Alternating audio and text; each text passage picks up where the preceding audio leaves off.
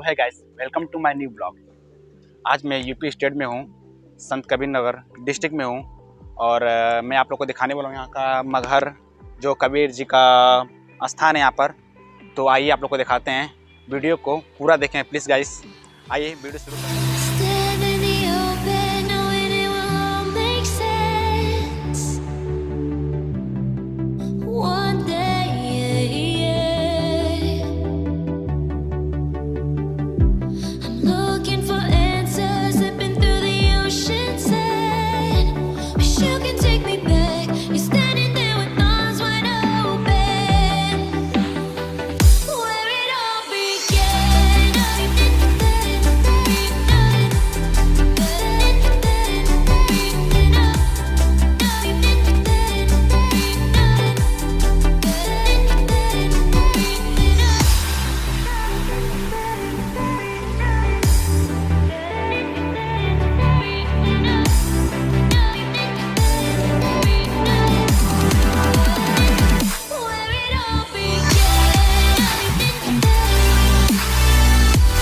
धर्म के अनुसार बन रखा गया है।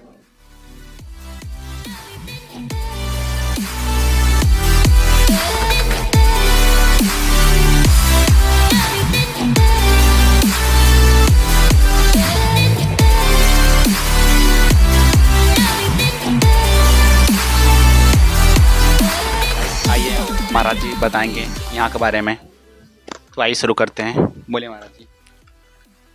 ये सदूर कबीर साहब का समाधि स्थली है। यहाँ कबीर साहब कैसे आए, क्यों आए, क्या कारण था। कबीर साहब के आने से पहले इस परिक्षेत्र में बौद्धिस्ट संत लोग ज़्यादा रहते हैं, जो लुम्बिनी से लेकर बोधगया के लिए आते जाते रहते हैं।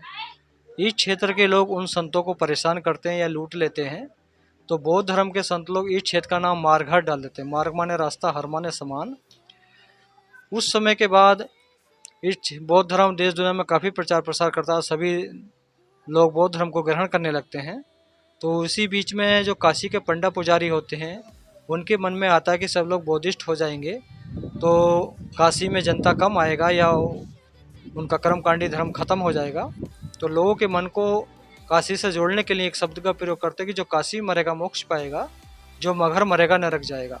काशीवासी ऐसी धारणा फैला देते हैं। तो काशीवासी की बातों पर विश्वास करने के बाद यहीं इधर की जनता काशी में जाकर शरीर त्यागने लगती है और इसको नरक समझने लगती है। ये परिस्थिति चलने लगती है, लोग धीरे धीरे काशी में जाने लगते हैं, परंपरा चालू हो जाता है। तो कबीर साहब के आने से पहले इस परिक्षेत्र में कुछ संत आते हैं, पानी मांगते। पानी की जगह उनके बर्तन में जो पशु चराने वाले लोग होते हैं चारागाह, पानी की जगह मिट्टी या धूल भर के दे देते हैं। तो उन संत जी के मुख से शब्द निकल जाता कि आज से क्षेत्र में धूल उड़ेगा या सूखा होगा। उस समय के बाद धीरे धीरे बारिश पड़ना कम होने लगता है। बताते हैं कि 12 साल सूखाग्रस्त हो जाता है, जनता परेशान होती है। तो इस क्षेत्र का जो राजा होता है काफ़ी उपचार करता है दोनों धर्मों के अनुसार, लेकिन बारिश नहीं होता है। तो उसी बीच में वो जनता दरबार लगाता है। तो जनता दरबार में सभी परंपरा के संत लोग, भक्त लोग आते हैं। संत लोग कहते हैं भाई हम लोगों में इतनी शक्ति नहीं जो हम बारिश करा सकें, लेकिन काशी में कबीर साहब रहते हैं, अगर उनके पास जाएंगे कुछ ना कुछ समस्या का निदान हो सकता है। तो यहाँ का जो राजा होता है बिजली खां पठान अपने साथियों को साथ ले कबीर चौरा बनारस जाते हैं। वो पूरी विनती निवेदन करते हैं। तो कबीर साहब कहते हैं भाई हमारे चलने से बाहर समस्या का निदान होता तो हम अवश्य चलते हैं। तो जैसे कबीर साहब काशी से मगहर के लिए चलते हैं, उस समय के काशीवासी लोग वही बात कबीर साहब के सामने रखते हैं कि आपका वृद्ध शरीर है और आप उस क्षेत्र में जा रहे लोग मरने के बाद नरक जाते हैं, उस मातृभूमि को छोड़कर जा रहे लोग मरने के बाद स्वर्ग जाते हैं। तो कबीर साहब चिंतन करते हैं, कहते अगर मैं अपना शरीर काशी वासियों के अनुसार काशी में छोड़ता हूँ तो काशी के पंडा पुजारी कहेंगे कबीर साहब भी मुक्ति पाने के लिए काशी में शरीर त्यागें। तो इन लोगों का समाज पे पाखंड का विस्तार और ज़्यादा हो जाएगा। तो कबीर साहब निर्णय लेते हैं कि मैं अपना शरीर काशी ने त्याग के मगहर में ही त्यागूँगा। और काशी वासियों को समझाने के लिए वहाँ पर कबीर साहब एक वाणी भी बोलते हैं, क्या काशी क्या ऊसर मगर जो हृदय राम बसो हो मोरा, जो काशी तजे कबीरा तो रामी कौन नहीं हो रहा। कबीर साहब कहते हैं कि जिसने हृदय से राम को जाना कहीं मरेगा मोक्ष पाएगा। अगर काशी में मरने से मोक्ष मिलता तो फिर तो किसी भगवान का कोई काम ही नहीं रहा। तो कबीर साहब उस पाखंड को ख़त्म करने के लिए और भक्ति की शक्ति को दिखाने के लिए काशी छोड़कर मगहर आते हैं। यहाँ से 2 किलोमीटर दूर कबीर धुनी है, वहीं पर कबीर साहब ठहरते हैं। कबीर साहब का नाम सुनकर गोरखपीठ के गोरखनाथ संत जो वर्तमान में रहे होंगे वो भी आते हैं। तो उनके मन में आता कि काशी से कबीर साहब को बुला के लेकर पाइन तो हम भी दे सकते थे। तो कबीर साहब उनकी हृदय की बात को जान जाते हैं गोरखनाथ जी की। जैसे जनता कबीर साहब के पास आती है, गोरखनाथ के पास भेज देते हैं। तो गोरखनाथ जी अपनी ज्ञान शक्ति से कुछ पैर लगाते हैं, कुछ पानी की शोध क्रिया चलता है, जिस शोध का नाम गोरख तलिया नाम रखा गया था। तो जनता कहती है इतने पानी से तो पूरे समाज की व्यवस्था नहीं हो सकती। तो गोरखनाथ जी कहते हैं भाई जितने मेरे शक्ति थी, जितने मेरी ऊर्जा थी, मैंने लगा दी, अब मैं कुछ नहीं कर सकता। उसके बाद फिर जनता कबीर साहब के पास से आती है।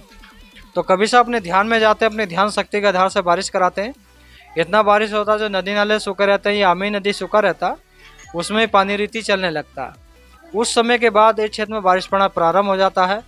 फिर वहाँ पर 5 संतों का मिलन होता है, कबीर साहब, नानक साहब, गोरखनाथ, केशवदास, संत रविदास। फिर कबीर साहब जैसे 503 वर्ष से आमी नदी को बहाए, आज तक ही आमी नदी सूखा नहीं है, बरकरार इसमें पानी हमेशा रहता है। उसके बाद फिर कबीर साहब अपना यहाँ आते हैं, ऊंचा टीला देख के झोंपड़ी बना के रहने लगते हैं। संत जन भक्तजन उनसे मिलने के लिए आते जाते रहते हैं। जब ज़्यादा भीड़ जुटने लगता तो पीछे कबीर गुफा बनवाते हैं कबीर साहब, जब अपना ध्यान करने के लिए। जब उनका जाने का समय होता तो पूर्ण तिथि बता देते हैं। जो भी ज्ञानी संत होते हैं या ज्ञानी भक्त होते हैं अपनी ज्ञान शक्ति से जान लेते हैं। तो उसी अनुसार जितने लोगों को पता चलता है सब लोग उपस्थित होने लगते हैं। राजा वीर सिंह बघेल भी आते हैं, बिजली का पठान भी आते हैं, और अन्य संतजन भक्तजन भी उपस्थित होते हैं।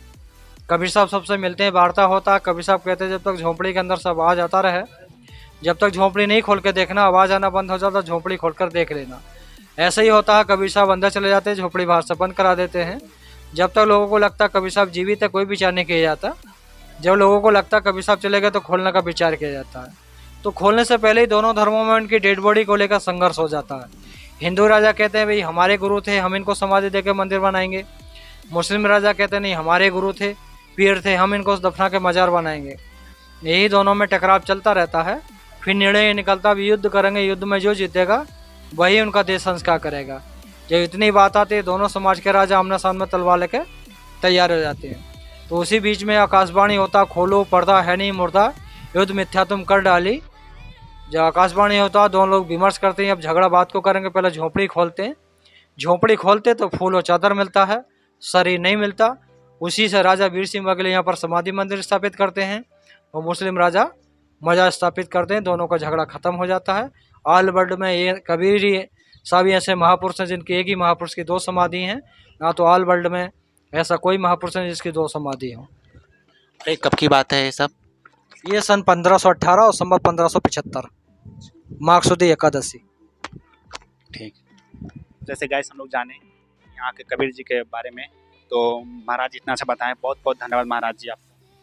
ठीक है, अभी को भी धन्यवाद। कबीर साहब की वाणी और उनके आदेश पे आप लोग चलिए, हमेशा मानवता का संदेश दीजिए, एक दूसरे से प्रेम कीजिए, और किसी से जाति धर्म का भेदभाव मत रखिए, और मानवता से सभी का भला कीजिए।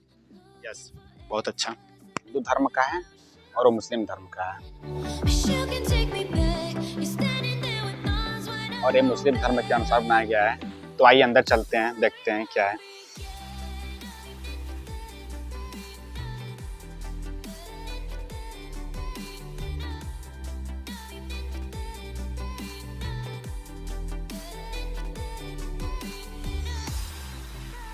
गाइस हम मकबरा में आ चुके हैं, तो आइए इनसे जानते हैं मकबरा इनके बारे में, समाधि के बारे में।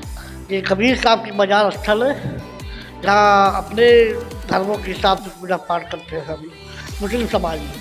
और यहाँ हर धर्म के लोग आते हैं, हिंदू मुस्लिम ईसाई, यहाँ कोई भेदभाव नहीं है। बहुत अच्छी बात है। और जो जानकारी चाहिए पूछ सकते हैं। मेरे धन्यवाद। वो महाराज जी बताएं मुझे। बहुत बहुत धन्यवाद आपका। Thank you. ये देखिए गाइस, बाहर से काम चल रहा है इधर।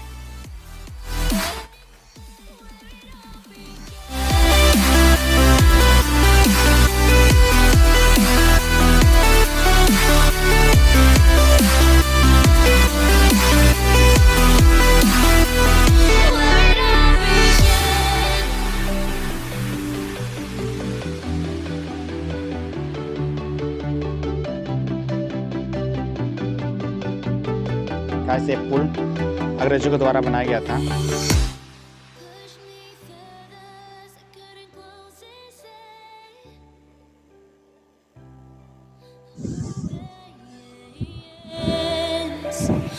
no, no, no, no.